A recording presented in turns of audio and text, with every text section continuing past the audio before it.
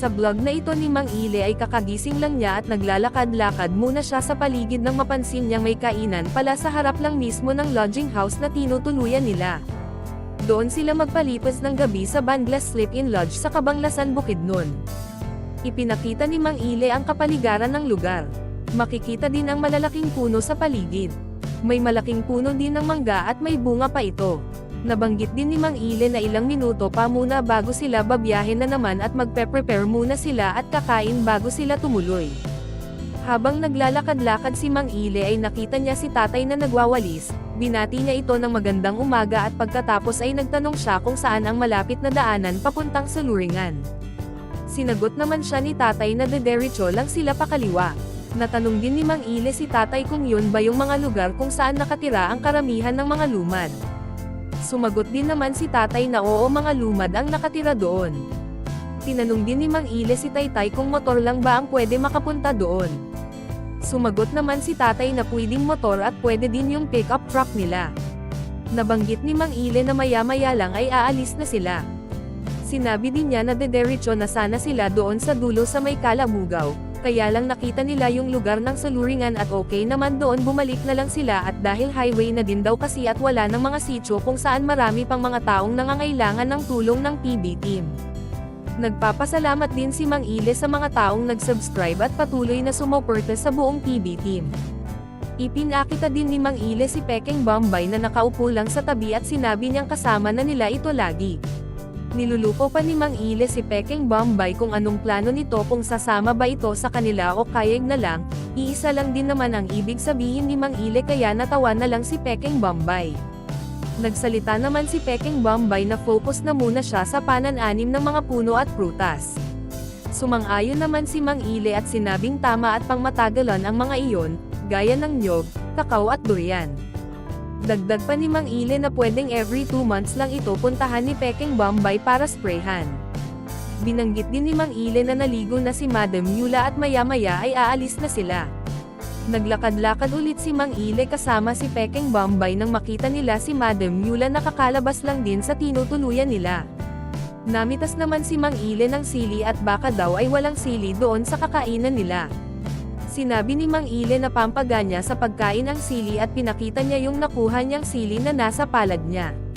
Magkasama na nga silang 5, si Sir Paul, Madam Yula, Peter Paul, Pekeng Bombay at Mang Ile. Tatawid sila ng kalsada papunta sa may karenderya kung saan sila kakain ng almusal nila. Wala pang nakahandang pagkain yung kainan na pinuntahan nila kaya naglakad-lakad na naman sila sa may unahan para makahanap ng mapagkainan.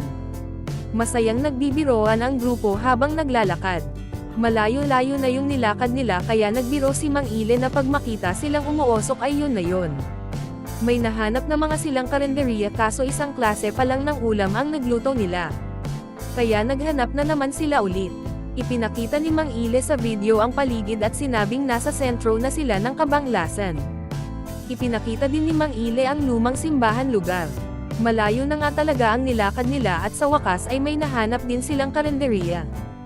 Habang namimili sila ng ulam ay binati sila ng may-ari ng magandang umaga. At sinabi niya kina Sir Paul na kilala niya sila at nanonood siya ng vlog ng PB team. Habang namimili sila ay banibiro ni Mang Ile si ate na gusto niya ng hotdog tulad ng kinakain ni ate, ibigay na lang sana ito ni ate sa kanya pero tinanggihan din naman niya. Nakapili na nga si Mang Ile at balbacoa yung napili niya.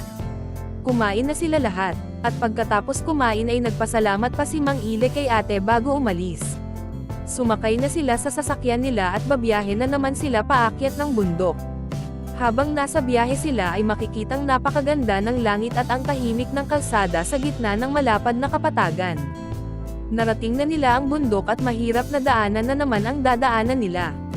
Makikitang maraming mais sa paligid, at halos mais lahat ang tanim ng mga magsasaka sa lugar.